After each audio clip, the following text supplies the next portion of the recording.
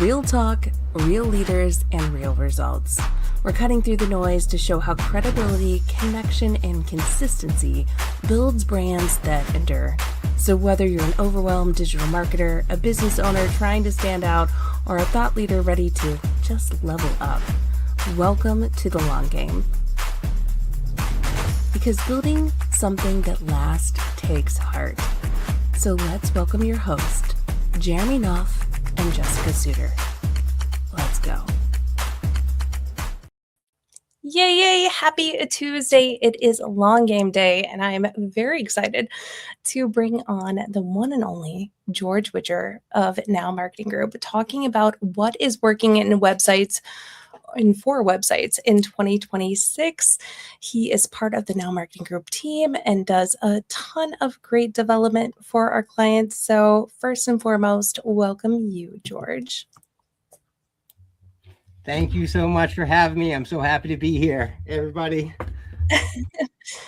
Yeah, so there's a ton that has changed in websites for 2026.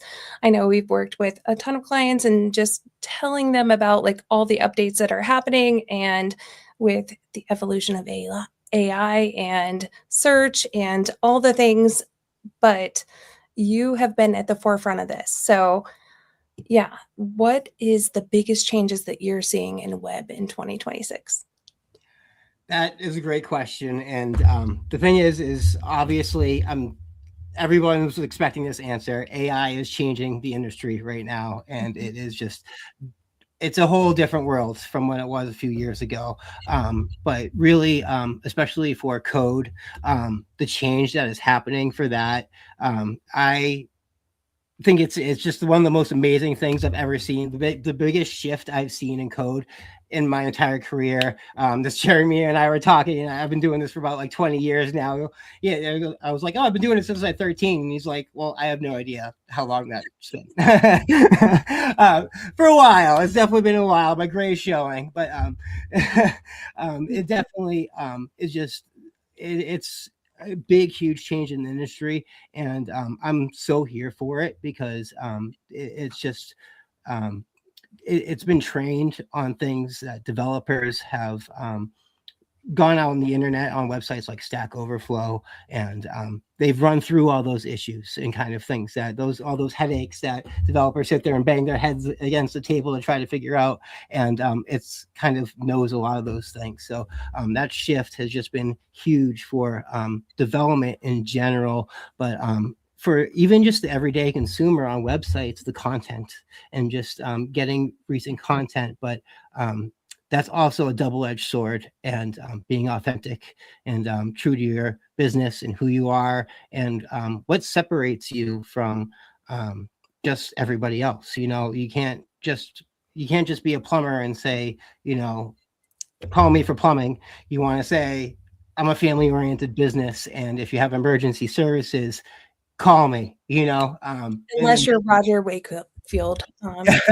And see, that's the thing is he makes amazing videos on plumbing, but that's the thing is he's getting out there talking about plumbing and getting it in front of people, and that's really what it is getting that content and showing that you care, and are different from just everybody else. And in an AI sea of AI content, you got to be different. Yeah, especially because before, I think websites were like identified as like it's your digital brochure, basically. Like people would go to your website and just see like, here's what we do, here's how to contact us, and can convert from there. But now, like, it's a utility and a way for brands to now do a lot more with their site, especially if they're trying to show up to build like a more human connection and connection to them. So showcasing like what's behind the brand, how can we serve you a lot more. But yeah, I think people need to take a better peek at their website now and see where can we update that. George, since you touched on code, I want to unpack something that I think has been a huge Pandora's box for a lot of people.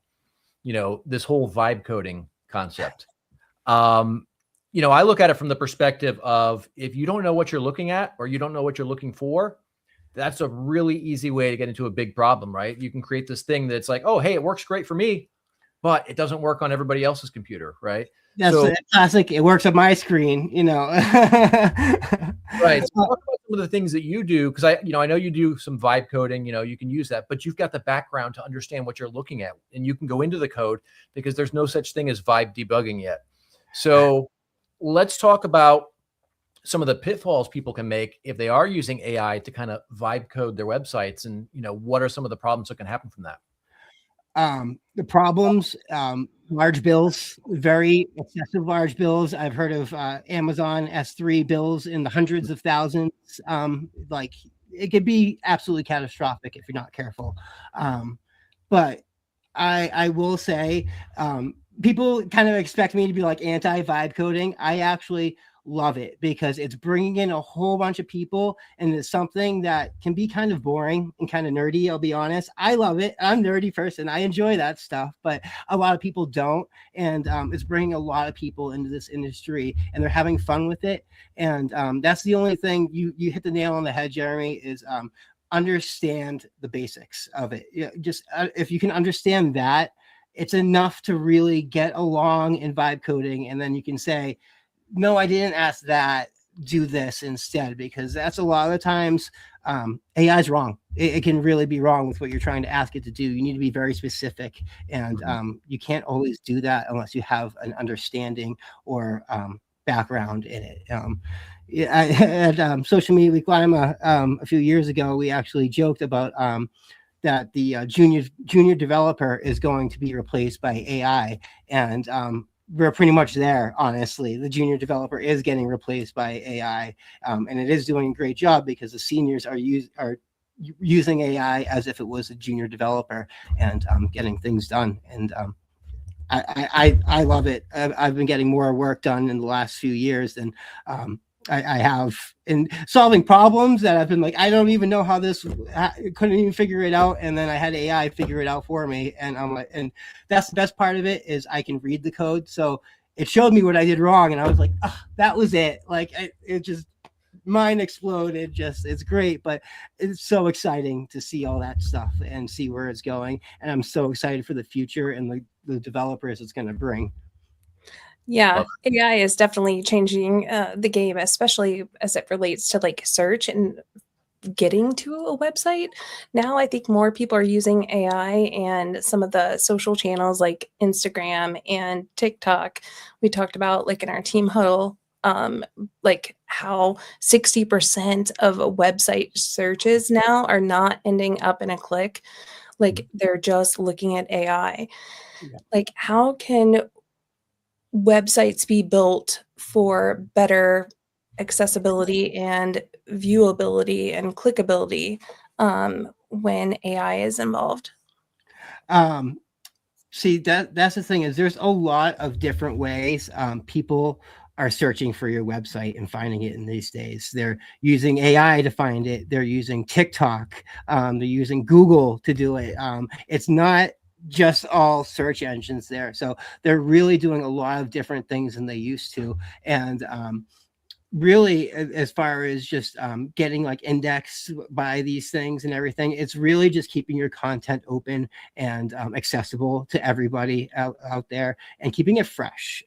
That's the one thing. A lot of these websites, people think a website's one and done, and it is never one and done. Completing your website is just the start. Now you need to keep content fresh, keep it going out there, keep it doesn't have to be a blog, but maybe recent announcements or things like that, because that's what these places are looking for, these updates, these changes on your website, to find these. And that's what's going to help you rank in all of these systems and get discovered more. As far as the content goes, I see a lot of people are adopting this mindset of, well, everyone else is using AI, so I have to use AI and just create a ton of content on my website and just have this massive stream. And that kind of dovetails into an area that I know Jess is passionate about, and that's authenticity. And when it comes to AI, Yes. most people botch it because it's bland and it's sterile and it has no personality. So talk a little bit about how you're using AI, but still maintaining your brand voice. Yes, that is so important, because I'll be honest, people, AI has been around long enough that people can pinpoint it. Even, just anybody can. It's really pretty obvious signs out there that this is 100% AI generated, and that's what people are looking for, is that authenticity, that being true to yourself. And what I do a lot of the time is I will write out what I want to say, and exactly. Well, you want to write out what you want to say, but other people writing out about you as well is so important as well. So it's all, that's what search engine optimization is all the content outwards coming in. So the more that you can kind of write yourself, and then use AI to kind of improve on it slightly. But you got to be careful even with that, because it's still gonna put in those dashes and those emojis and things like that unless you tell it not to. And a lot of the time it may take 4 or 5 tries to get something that's actually you want to use. I'll often do that, even a small paragraph, actually one of my biggest problems on websites is an intro like paragraph to a website on there, and start finding the right words in that. And I'll often do 4 or 5, sometimes even 10 times regenerating content to get something that I think really fits them and works. And sometimes it's even just going back to the basics and just using my brain and using that instead. And that's the best way to do it. So I love that. It's sometimes one step forward, 2 back. Amen. 100%. Yeah, nothing works better than just adding that human touch to the content and to the website. And that's what I think is creating more of the website visibility, and like getting people to actually go there versus just using like AI or, results that are coming from search, is providing a utility. So it takes utility on your website. So it takes like understanding your client and what they're looking for to actually do on your website to either, achieve like an experience, or to, provide a utility to your website, but get them coming back to your site in order to perform an action and complete a task. So building that in, I think definitely needs to be something that people look at for 2026, but I'm not sure like what you're seeing with our clients that we work with at now, as well as, clients that you've talked with. But what are those biggest shifts that are happening for 2026 that clients definitely need to be aware of? Well, one thing, I mean, obviously AI and that big shift and everything like that, we already went over that, but a big shift is that development in itself is becoming more and more affordable these days, and building utilities, just like you were saying, services and things. And with a lot of the tools that we use, like WordPress, they have a plugin directory with a lot of tools. Like you were just talking about, one that came to mind is an event calendar that we put on a lot of websites, and that keeps things fresh. We're working with local communities, that are want to get these, grow their local businesses, or grow local community and growth. And a calendar is no better way, because it gets people all together in events and things. And that also puts links out there for search engine optimization to grow your brand and everything. So it's getting that out there is really the best thing. And it's really affordable, and it's really easy to manage, like easier than before. You just go to your back end, go to add new, and fill in the holes. It's about as easy as it can get for you. So really easy to do all these kind of things. And then one project I was just working on is a job platform for a community service kind of thing that to grow jobs in the county. Sorry, is what I was looking for. And that gets all these local businesses all on the website, all posting jobs, all growing the local community. It's all out there, and it's a great service, and gets them to grow both locally, but also in relationships with the local community and their businesses. And that's what business is all about. I love that. And it's UGC, so it's content that's being created without any input from you. So it works out really well. Mm-hmm. It's kind of like leverage, in my opinion. Mm-hmm. So that being said, you're talking about some of these tools that people can implement into their site to make it more sticky, for lack of a better term. Mm-hmm. if somebody's looking at their website and maybe they know they haven't updated it in several years and they know they're a bit behind the power curve, what would you say would be maybe the top 3 priorities that they need to be focusing on right now? That's a great question. That's really, I just ran into this the other day with a website that's been like 10 years old and was crashing and a lot of issues with it all going on. And I was like, oh my God, why aren't they watching this and maintaining this over the years and taking care of it? Because this is when you run into issues where the PHP is outdated, WordPress is outdated, all the plugins, they don't even function anymore. They're long since been gone. So, chaos is happening everywhere, and you avoid all that by maintaining the website and taking care of it. But even in this day and age, there are still websites out there that are not responsive across devices. And it's really good to look at your website, mobile, tablet, desktop, and even on a really large monitor. That's a lot of people don't take that in consideration. I'm on a laptop right now, but there's 4K monitors out there. 4K is very common these days, and looking at a website and that as well to see what it looks like. You need to kind of look at all of the dimensions and how it's going to be presented to everybody, so you have the best presentation and can grow your brand to everybody and look your best. Love that. It's wild that there's still websites that are not responsive yet. I mean, I first started doing this back in like 05. Yeah, it's they're still there. They definitely are, and that's the thing is these frameworks.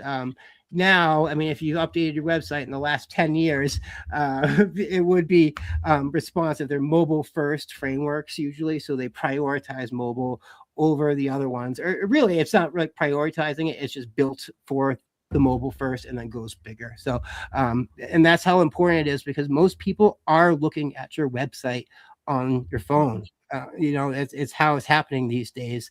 And a lot of the time, before they even get to your website, some people have already done their research and have decided before they even have arrived. They've looked on Google, they've looked at your reviews, they've seen your social content and saw you're making fun of somebody or something, and we're like, no, I'm out of there. You know, I'll give a good example of that. Actually, I was looking at it for a car recently, and I went to a website, and before I even got to their website, I looked at their reviews, and I saw someone say that they got a $17,000 yard ornament, and another one with a 17-year-old kid that the bottom of the car was rotting out, and they wouldn't help them. So that place was out. So, you know, forget that. So that's the kind of things you see. Before I even went to their website, before I even looked at their cars, I made a decision. So it's so important to have all your areas, not just your website, but to really truly be discovered in this day and age. It's good to have 100%. your social in order. Your Yeah, Google. agreed. They say 60% of all buying decisions are already like made up before they actually like speak to a human at a company.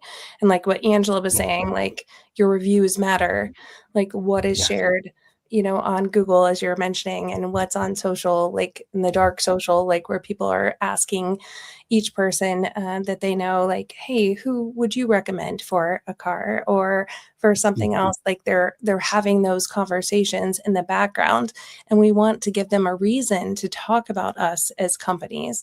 So that's where the utility built into your website comes into play, because we're giving them a reason to not just find the information, but have a good experience. Of course, like your in-person experience matters, but like what else could we do to a website to build in, like we do at Now Marketing Group, for example, like we have a Now CRM for our clients, like the client portal where they can find what we're working on in real time, all their invoices, everything in one spot, but building in and taking the time to build in that utility, so it's adding into that experience for them where they want to talk about us. It's not just an even transaction. It's like, hey, here's what we can do more to make you want to leave a review.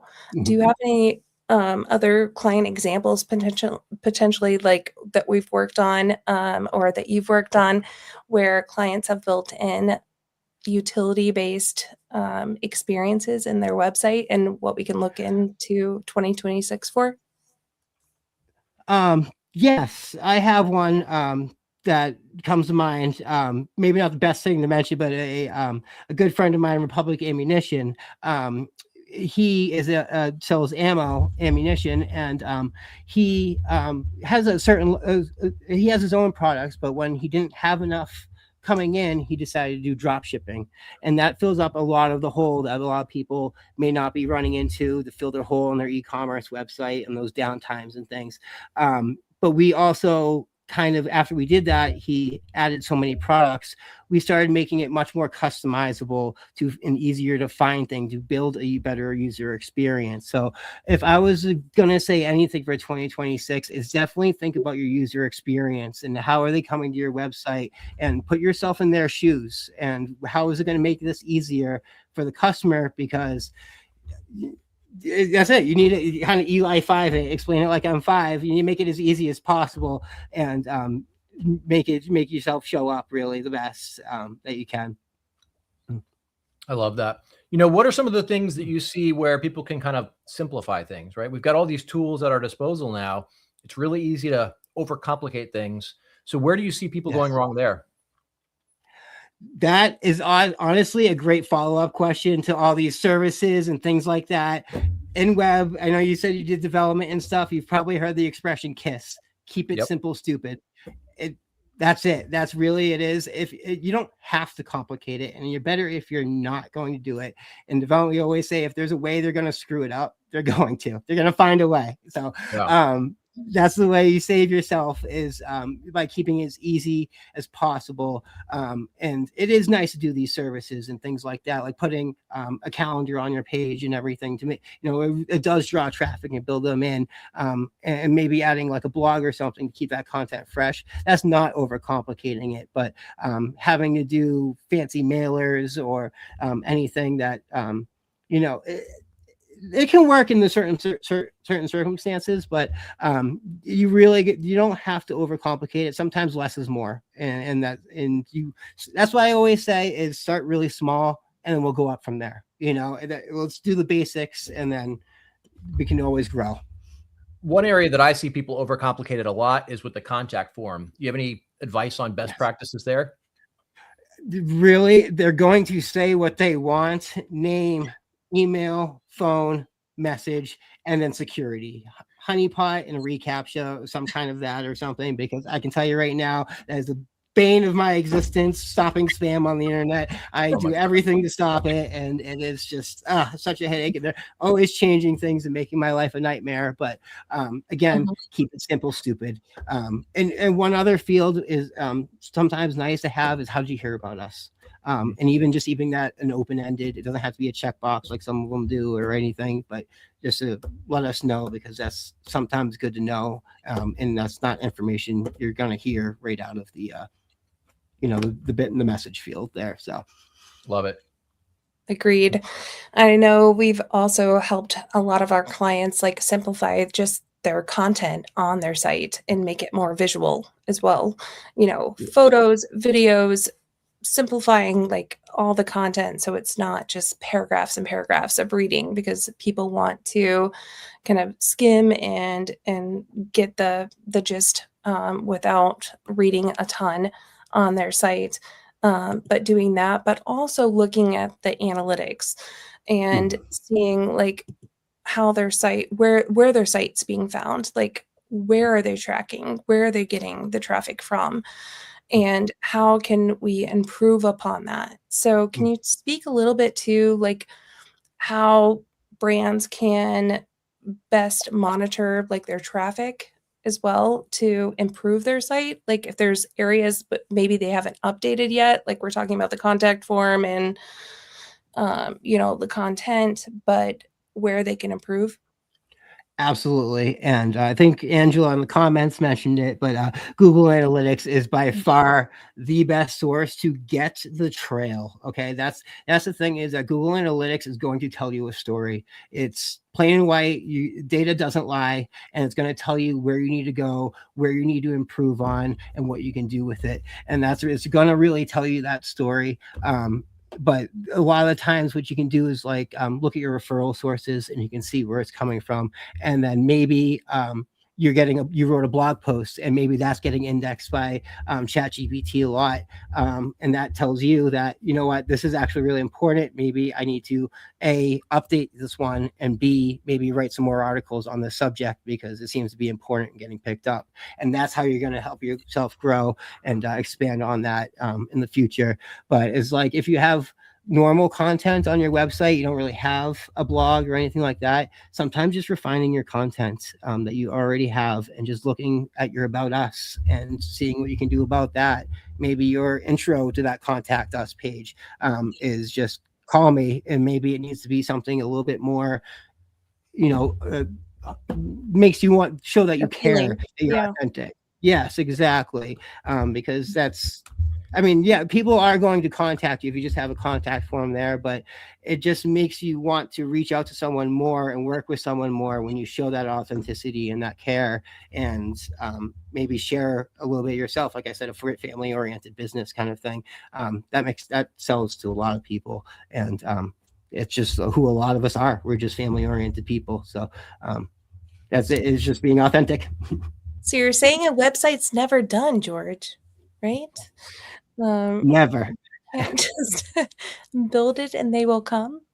They will, but are they going to keep coming? That's the question. And no, they're not. Unless you start making changes and things, they're not. You have to separate yourself from everybody else. And even if you're not doing that, there is the option of throwing money at it through ads. That's always an option, but that's expensive option, and it works, but you need to be prepared for that. So well, speaking of standing out, what is your take on testimonials?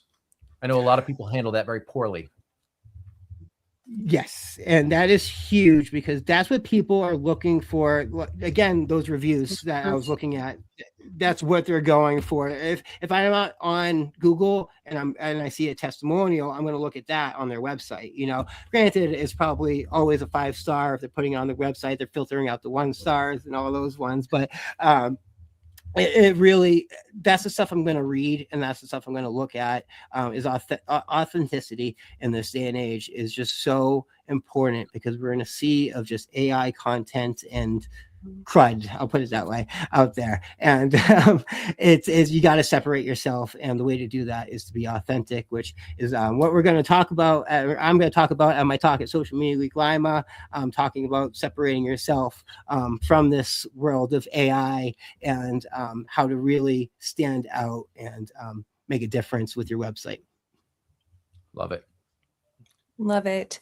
Excited to have you, of course, at Social Media Week Lima. So if you guys have not heard about it, I'll drop the link in the chat here at sociallima.com, but also the link to join the long game for the recap of this show and some of the references that George has made as well. So you know what to do for your website for 2026 to stand out.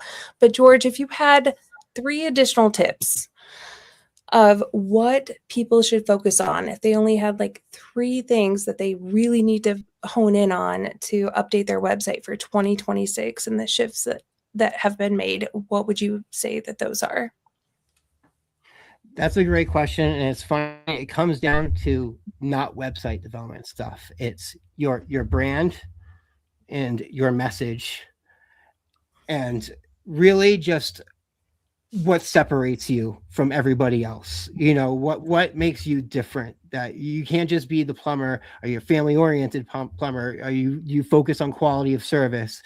Do you have 24/7 365 kind of service? What separates you from everybody else? Because there's a sea of content out there, and you need to be different and authentic out in this day and age to survive and separate yourself from everybody else.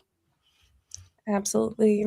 That's what keeps people coming back to you and remembering your brand and mentioning you when they're talking in Instagram or TikTok or whatever else, and also training their AIs on what's working. So 100% agree. But yeah, George, I really appreciate your time this week. Jeremy, did you have any additional questions before we wrap it up? No, I think he hit all the nails on all the heads. That's what he does. That's why we call him OG, the original George. So, but thank you all for joining in with us this week. Again, if you'd like to get the recap, you can click the link in the comments. I'm going to drop the link for the long game where you can get the blog recap of this. And George and Jeremy, thank you so much for joining in with us this week. We'll be back here next Tuesday at 3 p.m. Eastern Standard Time. Hope to see you there. Take care, Bye, everyone. everyone. Thanks for having me.